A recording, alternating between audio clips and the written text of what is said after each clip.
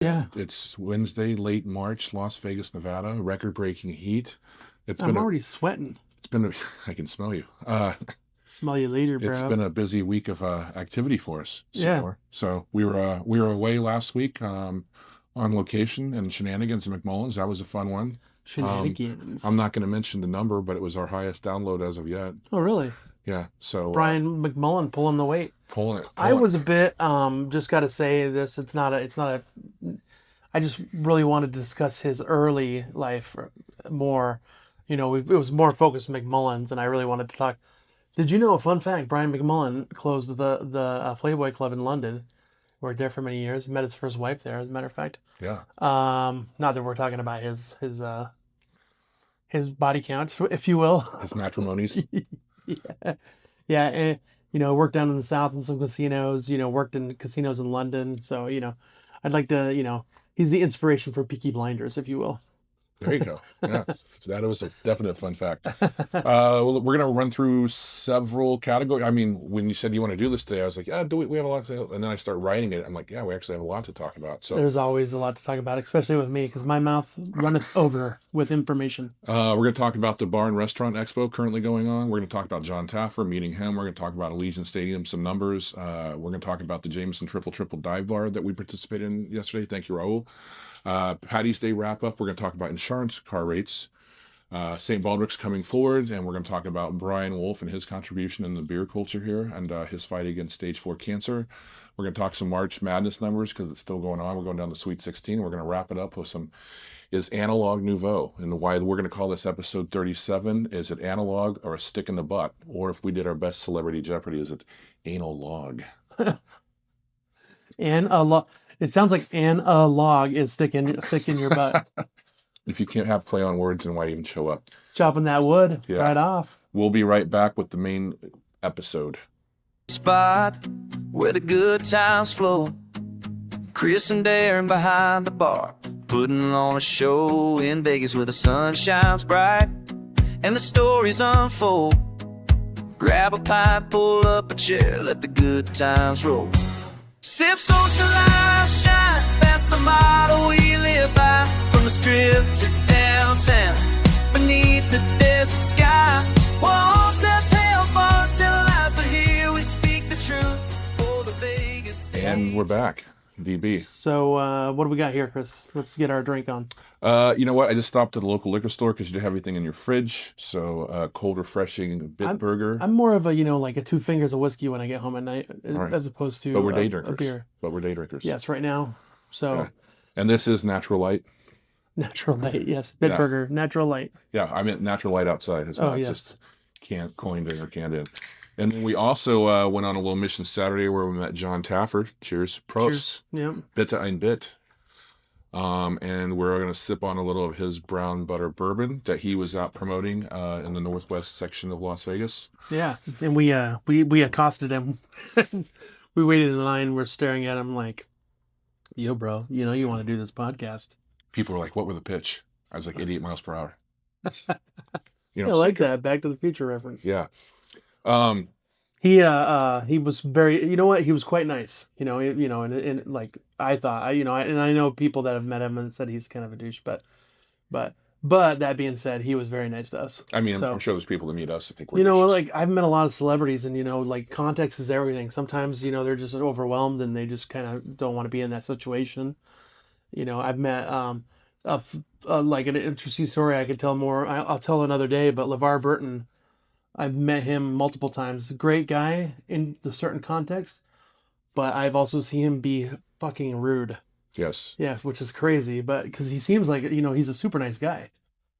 So anyway, So I did one of the bar briefings last week, and I mentioned that Taffer's showing back up in my algorithm on YouTube. So he was out there with Bro Bible speaking about some stuff. We talked to him about potentially being on the hell's podcast. a Bro Bible? It's a guy. So like the kid, instead of the King James version, it's like Yo Bro version. Yeah. The book of Leviticus. What? So, A bit of what? no, it's a gentleman how he brands himself on YouTube. But he showed up and he did Taffer did a 30-minute interview with him. So he's out there promoting pretty heavily. I mean, he's still involved with the Bar and Restaurant Expo, which we're going to talk about in a second. But when we met him, he was schlepping his brown butter bourbon, which is a sweet whiskey, Very sweet. if you will. So good for an after dinner aperitif, if you will, maybe on the rocks or over some vanilla bean ice cream, because it wouldn't be bean if it wasn't vanilla. I've made it with cold brew and cold foam. It's fantastic. Yeah. So he's out promoting his brown butter bourbon. He's out promoting Taffer Taverns, which is our franchisees. There's a few in the country. I could see this being an Irish coffee, like not an Irish coffee. What could you name like a coffee with whiskey instead of an Irish coffee? Like a brown butter cold brew, A Taffaroo coffee too. Taffaroo too. You can't with me. Chris, just no.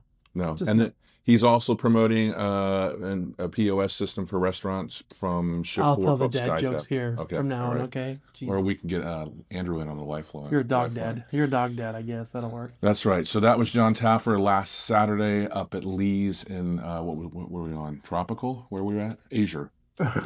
I had a topical on because I had a sore, but Yeah. tropical as your all the way over in Centennial. Yeah, we're jumping around here, but the bar and nightclub or restaurant, it used to be the bar and nightclub. The bar and restaurant expo wraps up today, but some of the talking Isn't it points. sharing space with the Pizza Expo, or is that a different spot? Because I know the Pizza Expo's here too. I'm not sure, but you went to dad joke on that one, No. please. Okay. You know what the pizza guys do? What? They make a lot of dough. Pizza does make a lot of money. You're talking the dough itself is like pennies, and the toppings are a couple dollars. Sure. Oh yeah, it's ridiculous. So some of the talking points from this year's Bar and Restaurant Expo: non-alcoholic and beverage innovation are still hot. Operators are hunting for more labor saving and efficiency tech. Of course, they will always be. Experience is a major buzzword, not just food and drink. Branding and social presence are getting treated like operating essentials. Okay. And then real life networking still matters a lot in hospitality, of which was kind of what we did last 100%. night, right?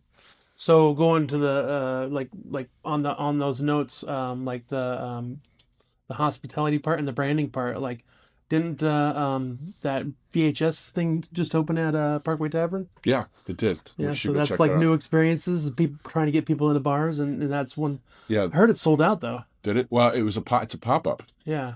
So we talked about that on the pod a couple of weeks ago, the Parkway on West Flamingo, I believe. Yeah, we should check it out. And so where all the drinks are themed after like the Like VHS era. Blockbuster. Yeah, Blockbuster. Yeah. Seemingly pretty cool. So I'm gonna say we're gonna see more of that going on.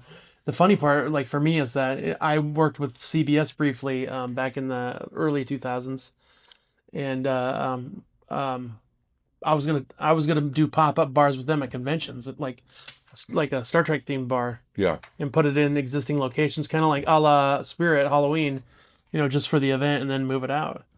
And unfortunately, it didn't end up working out. But I see that trend moving forward. 15 years later, I think it's kind of a disservice in this 20 years later. in this community that when I look at some of my friends' stuff on Facebook and some of the bars in Kansas City and other spots in the country, that unfortunately so many of these neighborhood bars that are they're essential, like driving devices, gaming, that we deny ourselves some like true opportunities out here for some unique texture, Mhm. if you will, in these events where like Well- it seems like almost every day I look at something on Facebook, I'm like, wow, that looks like a really cool bar. Well, like we had texture last night, and we'll go into more into detail about that. We should be wearing those shirts, by the way. They're very cool. Yeah, we should be. We have a bag full of swag. Bag of swag. Maybe that should have been the episode name. Well, maybe we'll do like another add-on to it where we show off our stuff. That's a good idea. Yeah. But yeah, it was just like, look at these bars that are in Chicago or Kansas City or New York or Seattle, and I'm like, these neighborhoods where you have to create that experience to draw guests in or patrons, week in and week out, and it's not just unfortunately like, oh, here's $10 in free play, and that's the mechanism that drives Yeah. the beast. Well, as our culture evolves, it becomes more flavorful. You add more layers to it, and it just kind of increases the amount of. And that's why we're recording this. We're drinking bourbon and beer. It's just more layers. Yeah. Hey, while we're at it here, you got some new specs. Yeah, it's funny. I just literally it made a noise in my ears, and I was like, "What the fuck is that?" And I forgot that like I got the new Ray-Ban Meta things, but it's funny. Like there's a backlash to them now. People just are like starting to record people, and they're trying to hack them so the light doesn't come on, and they're posting stuff with interactions with people. They're coming up to people, and they're intentionally leading them on and recording them without their knowledge. I would never do that because I don't think it's wrong. I just got them because I like the fact that I don't have to have earbuds in. Yeah. So like when I'm walking around the neighborhood, I can hear, what's going on around me. You want to role play? Let's role play. I walk up to you and try and buy a beer at the bar at the airport. Are you recording me or are they recording us? So, Yeah. hey, how's it going today? I can see what's up. Hey, I want to get a cold Michelob Ultra. How much is that? $12 now. Go fuck yourself. Are you recording me, assholes? No. See, then that's what the problem is. Like, I probably won't be wearing them at work just because I don't think. Well, I'm sure that the policy and procedures will change, and there's like just like how you can't wear earbuds at work, you can't wear your meta glasses, Yeah. even though that they are prescription. Like there's like some crazy like Black Mirror stuff going on. Like, can you imagine once these things get more popular and they have screens in them? You can have these cameras pointing at people and they can tell you like with AI, they'll be able to tell you when your like irises constrict and they'll be able to tell you if they're lying. Without even it's insane. But hey, whatever. Buckle up, folks. We're going for a ride. Yeah, it's not going anywhere either. The surveillance is here. It's everywhere. So like, Isn't it like in London they say you can't go 30 feet without being on a camera? I would imagine less. I would imagine New York too. Everywhere, yeah. Anyway, last week we obviously had a great interview with Mr. McMullan, where it was the day after St. Patrick's Day. We're now 8 days removed from St. Patrick's Day, and then that's passed. That was a good time, but St. Baldrick's is coming up. Any thoughts on past, present, future too? for St. Patrick's Day, Too much drinking, too much time.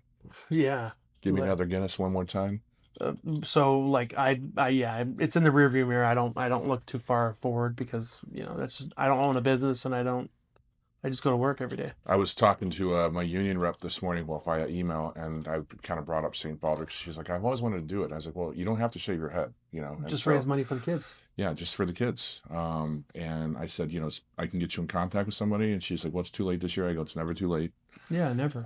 But I said, you can kind of form a team for the culinary office, Now, don't just go in there for a haircut. Like, you got to raise some money. Like Brian, and they prefer that you raise at least $100, for the cause. And I've said this before on the podcast, and I still think it will be monumental. Is like, if you wanted to be a little more risque and very Vegas, I've always said they should do like the traditional St. Baldrick's, but then after hours, like after 10 p.m., do like call it like St. Baldrick's, the naughty bits. Yeah, and the naughty bits. And shave the nether regions and just get like, you want to talk about like, I don't think that we need that. I don't think we need that at all. Why? When you have like strip mall services like Blanco Derriere and all that, I mean, it's not like it's out there, So.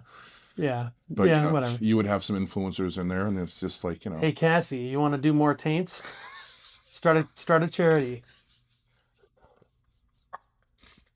Not that she'll hear this, but maybe she will now. Oh Jesus! Taints for what could it be? What could we call it? Taints for. I don't even know. Let's just move on. Ain't nobody humping around. All right. Boy, oh boy. Where is this? Hey, you started it. Where is this podcast? You know what? This pairs very nicely.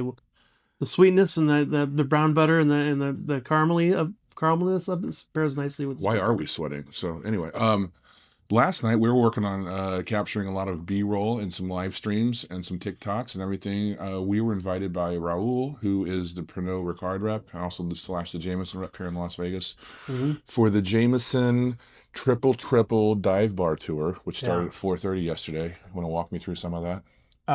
Well, I don't know if can I discuss everything? Why wouldn't you? Well, we started at Double Down. Mm-hmm. And we imbibed in the ass juice, of course. Yes. If you've never had ass juice, it's kind of just like a fruit punch, like schnappy thing, like ass juice is supposed to be like very purple hootery. So those that don't know, it's like ass juice is supposed to be like whatever falls into the drip tray, you're supposed to like dump it out into a glass and you're supposed to drink that. That's what the real ass juice is, but this is just a shot that they make. It's more marketing, more ominous sounding, It's $5 one or two for $11. They have all their little marketing ploys in there. It's fun. It's very divey, very great jukebox. Very, very dirty. Yeah. Very walls covered. I took a wonderful picture of a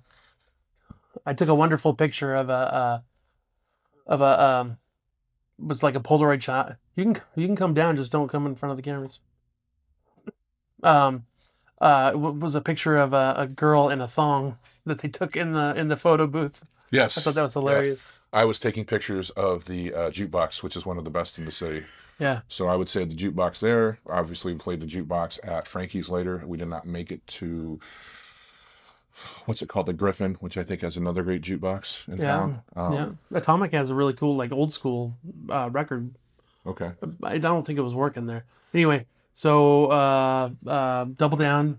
Then we went on to what was Starboard Tack. Starboard Tack, which Yep. is one of the oldest bars in town. Opened the year that I was born, I believe, in 1972. Yep. I East love that Side. bar. It's got some cool. It's a rum bar. It's not a tiki bar. It's a rum bar. They have some classic rum cocktails. Got great menu. Like if you ever on the east side, they actually have good food. Very like not as common on the east side. Have a good solid menu. It's changing now. You got places like Jive Turkey and Red Dwarf and of Yes. course Starboard Tack that have pretty good menus, So solid menus. this whole event was put together by Roel, who used to rep. It wasn't necessarily a Jameson's bartender ball, which they've had in the past. This is more so like a ingratiating thank you to the bartenders in town for their work that was done last week on St. Patrick's Day, because obviously St. Patrick's Day is a monumental day for not only just Irish pubs, but most bars and restaurants Yeah. across the country. So it was a thank you. It included a great swag. It had a tiki bar or tiki mug component at Frankie's. There was like buffet style tacos at Starboard Tack, and we ended the night at Hard Hat with the smash burger. So to kind of not just fully imbibe yourself, of which was done by many. And If you're on the Facebook group, I posted pictures of the night as it progressed, and as the night progressed, I posted less pictures of people because I didn't want to show them in compromising positions. But the final picture is like a 3/4 eaten cheeseburger, and I was like, what did I say? David Hasselhoff was be disappointed. yes, yes, there were a couple doozies in the group last night for sure. Yeah, we won't mention any names. Yeah, but I will say that our dear friend Stephen Rafferty, when we were outside shooting some exterior shots at Starboard Tack, was quite happy with himself because unknowingly he took a picture and caught a landing plane that was an Aer Lingus plane coming in on final descent, and he was so happy that it was an Irish-based Irish-based carrier. Aer That's Lingus. funny. Oh, brilliant, Aer Lingus. Oh, so.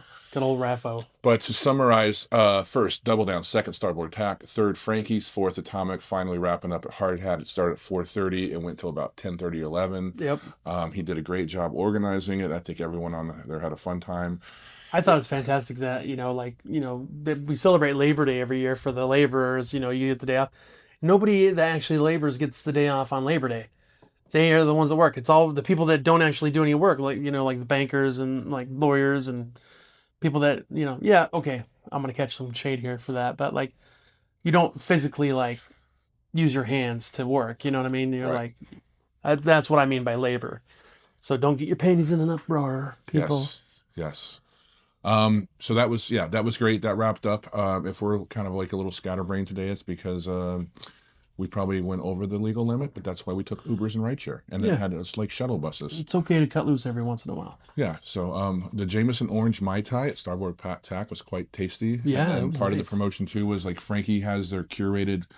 What do they have? 5 or 6 tiki mugs there? 7? They have 8. Eight. I See? believe, They yeah, make it 8. great with 8. And so we could get a Jameson inspired cocktail in one of those, and then the collectible mug that we took home, of which, DB here has this one from Red Dwarf. Yep. And then, a couple of the tiki bars in town have done that. And then we talked about in the previous episode where you've been to Viking Mats. Is that what it's called? Viking Mike's. Mike's. Why do I say Matt? I don't know. Viking Matt sounds like a really bad gas station. Yeah, it does. Viking Matt. But they have their own kind of like, not tiki S bar, but like, custom glassware, if you will. Mm-hmm. But it was a good night for all. And I'm sure there's, yes, thank you, Rawl. Thank you for letting the laborers cut loose for a night. now, in that same night, it was also a night I deviated from the group for a moment with Survey, and we headed over to Silver Stamp to where they were doing a benefit for like local beer impresario Brian Wolf, who was diagnosed with stage 4 cancer in December, and they were doing a benefit for him at the Silver Stamp last night. Mm-hmm. So they had selected beers. They had a raffle. It was very nice. The community showed up and supported him. We got to see him and visit with his wife, Katie. And then obviously we drank beers that 100% of the beers sold on that list went to help pay him with his his health expenses, because How that's much stuff. did you? How many beers did you buy, Chris? I only had one beer there because we were rejoining group, but I just went over to the raffle and I just gave her like 40, $50 and said, I don't even want the raffle tickets, just for him. So Yeah, that's cool.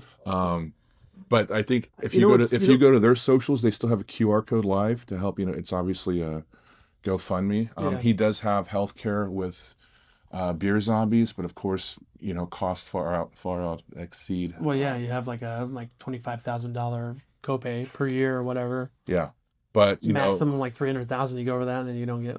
I've known Brian from his days at Paradise Cantina when I Mhm. first arrived, and then he moved on to the original Tenaya Creek up by Mountain View Hospital back in the day, and then kind of transitioned over to when they moved into the new tasting room production facility down on Bonanza a handful of years ago now. So the community was out, and it was nice to see him and catch up. And as of last week, he was still working, but he started treatment again today, I believe. So he's probably going to be out for a little It's a bit. damn shame. This richest country in the world, and we let people, It is, deal with, go bankrupt just for having a health issue. yeah. It's insane.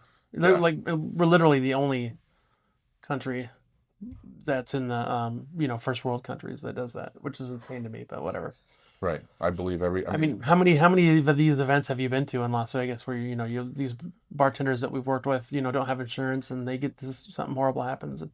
It's been way too many. too many. And we all know, Father Time is undefeated, and, not probably are like, there's more days behind me than there's ahead of me, but, you got to keep fighting. So Yeah. show up and support. And then like a subsequent thing, what's been popping up in my feed too is what's his name? Tommy Rocker is got debilitating, I think, Parkinson's. So there's a lot of people that are circling around him because he's in hospice now, and they've been doing a couple events over at his place like the last couple of years. Oh, 'Cause really? his day to day, I mean, Tommy Rocker for a generation in Las Vegas. That was the place Did a lot of stuff, a lot of live music, a lot before of fun the times. east side, or the west side kind of blew up, like the southwest and everything. Right. That's where everybody would go. They get off the strip before McMullan's. It would always be Tommy Rockers, Hmm. and then McMullan's kind of like expanded it, and then it kind of moved, in our direction, southwest. Yeah, and we kind of talked about that last night too, right? So some of the traditional Irish acts and people that played at the pub through the years and Mm-hmm. where they're at in St. Patrick's Day. So Yep. that's pretty crazy. We're recording this on Wednesday. The first full weekend of March Madness was last weekend, Thursday through Sunday. We saw a lot of people coming through town through the turnstiles at the airport. We're now down to the Sweet 16 in the women's and the men's brackets. So What's the biggest upset so far? probably Florida. Florida was like got beat Florida by was the Iowa? Or- don't ask me that right now. Florida was the number one seed. The three of the other number one seeds are still in it, but Florida was arguably, could have been on, all the way to the dance. Yeah. But upset. I always think it's funny every year. Like the first article I always see is like everybody's brackets are blown. And Yeah. every year it says that. I'm sorry that I did not research the final 16 or the Sweet 16, excuse me, for the We've been women's. busy. But on the men's, yes. Texas, Purdue, Iowa, Nebraska, Arkansas, Arizona, Illinois, Houston, St. John's, Duke, Alabama, Michigan, Michigan State, Tennessee, UConn, Iowa State is what's left. I know that I'm more of a sports guy than you are per se.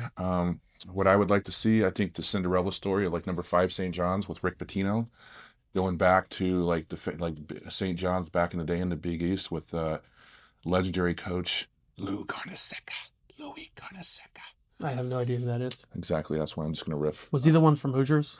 No, that was Coach Norman Dale, played by Gene Hackman. Okay. Yeah, That's about the extent of my knowledge when it comes to you're going to run the picket fence. yeah. Louis Carnesecca back in the day had Chris Mullen and the St. John's teams of the 80s that were just like legendary in like college basketball folklore. Every time I hear somebody with the name Mullins, I'm like they're obviously Irish heritage and they just forgot the Mech part. Yeah, so Chris Mullen was the white boy from New York City that could play back in the day. But Carnesecca only passed away a couple of years ago. He was 99. Wow. So, but you have other teams. I mean, you got Tom Izzo at Michigan State. He's been around for a while, and I don't think he's going to be around a lot longer if he can kind of muster it together. Again, like you said, you have Patino with St. John's. I'm rooting for the Huskies. These aren't favorites per se. Like Iowa State's a Big 12 school, so KU got knocked out last weekend. Yeah. Which was obviously, I'm always pulling for KU, but I didn't really expect them to leave the weekend. Who'd you play for? Who did I play for? I played for Fort Scott and Pitt State, like Jayhawk and Division You Two. never made it to the. I've said this 100,000 times. You did. NBA guys move just at a different speed. Well, you did state. You did state in your high school though, right? You won Yeah. the championship, right? No, but we went 3 out of 4 years, and we lost twice in the state Oh. championship. Yeah. But still, that's still quite the accomplishment. If you Yeah. look at like the numbers of like the amount of high school players, then college players, then NBA players, to actually make it all the way to the state level is quite the accomplishment. But anyway, Then what I was going to say too is like Fred Hoiberg, who was the coach of Nebraska. Fred back in the day played at Iowa State, and he is your quintessential Hoosier, like looking like white boy in Middle America. yeah. Taking Nebraska the furthest they've ever advanced in the NCAA brackets. So historically, Nebraska more of a football school. I wouldn't say they're necessarily a basketball school now, but they're making some inroads. So on that, as we talk more sports, the NBA governors today in New York City decided that they are going to grant a license to Las Vegas to have a team here. Oh yeah. Starting in Is it actually official? It'll be official, I think, later this week, but they should be playing in an arena by 2028. Oh, nice. I wonder where that is. Has that arena been announced yet, or is it That still? arena has not been announced. I would imagine that they would probably start at T-Mobile until they build out. There's probably three casinos that are going to vie for that. Like I'm sure. Yeah, they've always talked about the North Strip down there by Fontainebleau and Resorts World. They've talked about Rio. They got that plot of land Siegel bought. Yeah, and then they've talked about with the Brightline build out, if they do that, like that next city center project. Yeah. Building something down there. So with that, I kind of did some research and potential names for an expansion team for Las Vegas. Have any guesses? Somebody put something the other day, like a name like the Vegas Scumbags or something like that. That one did not make the list. I was like, that's stupid. But Leading, doing a little search on the GPTs. Leading names are Blackjacks, Jokers, Outlaws, Spades, Dust Devils, Neon, Sharks, Crown. those are all terrible. I think you know what I think it should be. Because we're the Silver State. We have the Golden Knights, so we're actually the Silver State. Yes. So something along that line, like the Silver something. Yeah. Silver Sevens, or How about the Silver Studs? No, absolutely not. Yeah. Silver Sevens. It's a cross branding experience with the Bravo Network, and they can have all the dudes be like housewives. Silver Sevens. I'd go silver something. Silver. Isn't that the casino over on Flamingo? Silver Sevens, yeah. Yeah, but I would imagine just like the A's are having issues with their naming convention and the trademarking, that they have to be careful because like obviously the Aces is already taken with the WNBA team. Yeah, well, would they have the Silver Knights, which is the right. So that probably the more crazy thing is a team that doesn't even exist yet, and whoever, I don't know who the ownership group is going to pursue it the heaviest. They already put a valuation on this team that is conceptually nothing, $10 billion. That's ridiculous. $10 billion. What were the Seahawks valued at?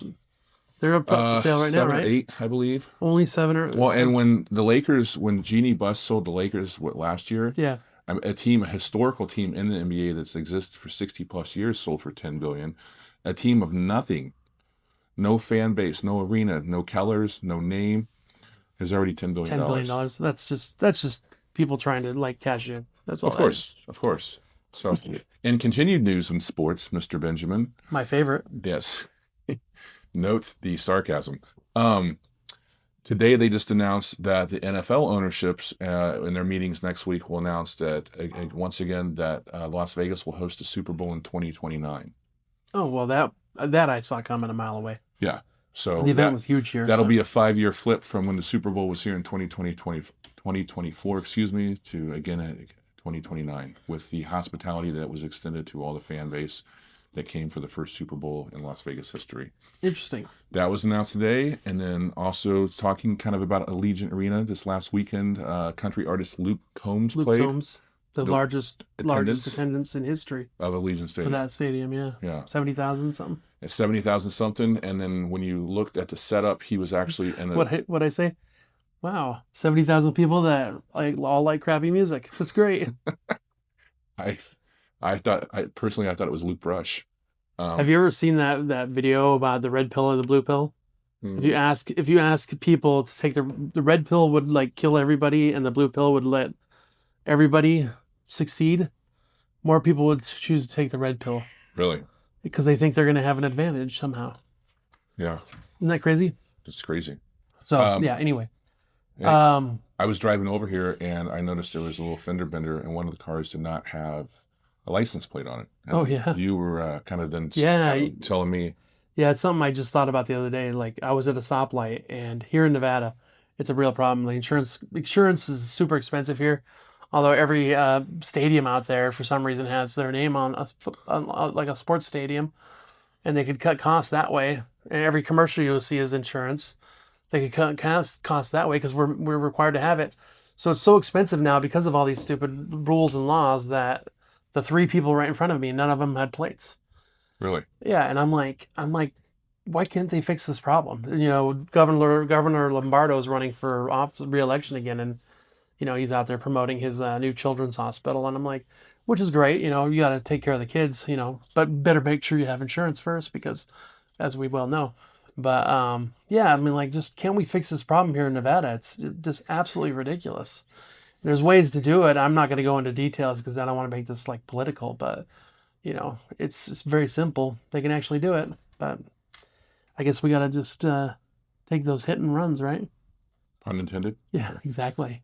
I don't want to hit and run. No, nor do I. I want to bump and scoot. um, wrapping this episode up, episode 37. Again, we're calling this one analog or a stick in the butt, or if you pronounce it incorrectly, Go ahead. you do the math.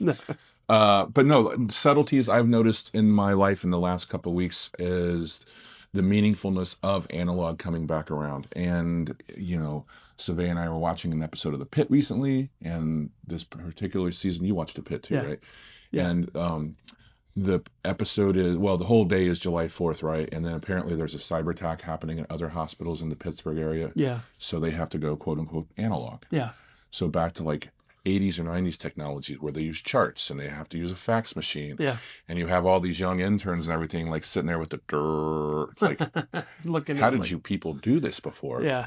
You know what? It boggles my mind to think about like what kind of things that would not this generation, the last couple generations would not be able to handle it if everything went down.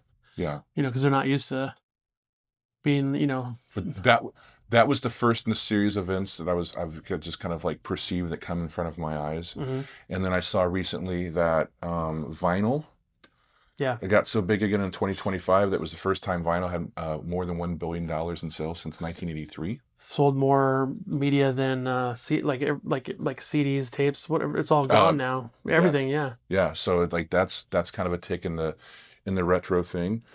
It's just trendy and cool though. It's really, I'm so sick of people saying that like analog sounds better. It absolutely does not. I mean, I know I'm going to catch shade for that, but digital holds so much more information. You can make so much better sound. Shout out to Sean Quinn and his hangover and Jamie Dornan on the next SNL Brit UK next week and 50 Shades of Darren DB. Yeah, we didn't even talk about SNL UK. Yeah, we didn't even talk about that. We could talk about that in a second. Yeah, but also then with all the craziness in the Middle East and the Strait of Hormuz and Iran basically utilizing 100-year-old technology of putting mines in the Strait of Hormuz that are like blocking these ships because of the being basically afraid to analog, baby, blow them up. Yeah. And then ironically, the U.S. Navy decommissioned the Avenger class boats, the minesweeping boats, just late last year. Did they decommission them? They decommissioned. They're all sitting on docks back in the East Coast. Oh wow, wonderful. So these ships were utilized to stop mines because of the wood holes. Okay. Yeah. So the 4 ships that they had that would do this, that they decommissioned because they said it was too much to have maintenance on them and maintain them, and they would have to put them on larger ships. They're all sitting back, dry docked somewhere on the East Coast, while basically we're literally gridlocked with a 20-mile wide stretch of water. Well, it's kind of interesting. Like, not that I want to get into this right now, but the stance is that. For them is like, okay, we've got these drones that cost $30,000 in these mines, these old technologies. We're just going to use that, and the amount of money that we're going to have to pay to prevent this is going to bankrupt us eventually. So like you're using $30,000 drones, and we're using $2 million missiles to shoot a 30,000 drone out. Yeah. And like the math doesn't math. So economics is going to get us in the end. So hopefully we can be able to figure this thing out before it gets worse, because I like beer and I like doing what I like doing, and this thing's going to get a whole lot more expensive if this thing keeps going on for too much longer. That's right. That's right. Yeah, you were just commenting. I don't know what gas is where you guys live, but you said you saw driving back to the house today that $5.20. Whew, doggy. Yeah, and I think that's the cash price. I think it's 30 cents more or 10 cents more for credit. Gotcha. But so going back to analog, so talking about like hearing in the pit, talking about the Strait of Hormuz with ships that have been decommissioned.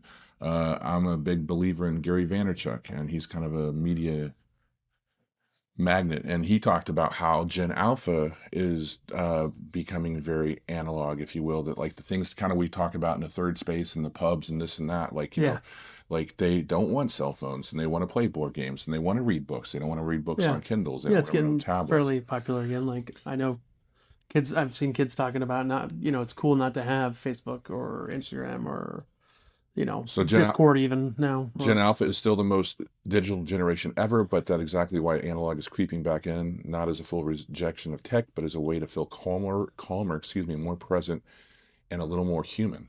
There's a reason, like me personally, like I've never posted images of my children online. Yes. Because it's kind of like, I don't want it to be, I think I maybe posted a couple, but I've always wanted it to be their decision to embark on that digital space, like where I'm all over the place, the podcasts and whatnot. Much like this one today. Yeah, exactly. Well, every day.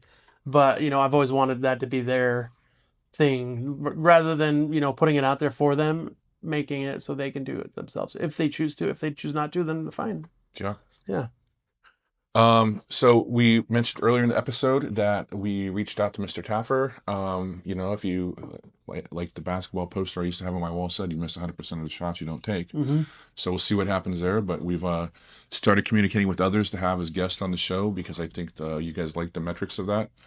We really want to get out and do more bartender stories and more confessionals and stuff like that. So yeah, and it doesn't just have to be the grossest thing or the weirdest thing, and just it's a dialogue, it's a communication, it's a conversation over a libation.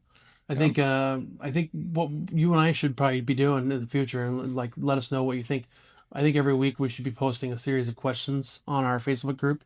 Yep. And you guys let us know what you think, and we'll bring it up. We'll start talking about what you guys want to talk about. And we are questions@vegasdaydrinkers.com. So I check that like once or twice a week. If you guys have any ideas, there was a comment from, I think I want to say her name is Cece on TikTok, that said she very much enjoyed the show, that we're very two good personalities. But sometimes, speak for yourself, Chris. But sometimes we should show a little more enthusiasm. So jumping jacks, perhaps? Yeah, exactly. Well, and that's one of the things. I'm going to reach out to a couple vendors, and I think there might be a segment in the future where we make the cocktails. We just don't crack the can. I think I need to probably hydrate a little bit more after last night. That might give me a little more energy too, because I think I'm like a shriveled up piece of beef jerky right now, especially because all the heat out there. This podcast brought to you by electrolytes. We're going to wrap this one up. Sip, socialize, shine. Hit us on socials. We're growing. I'm going to start working on an email list and communicating. Yesterday was kind of with the pub crawl and North Star of what we want to do. Maybe not necessarily the budget that Jameson has. No, of course. But, we don't have to take our clothes off to have a good time. Coming soon to a pub near you. Thank you for watching Sip, Socialize, Shine.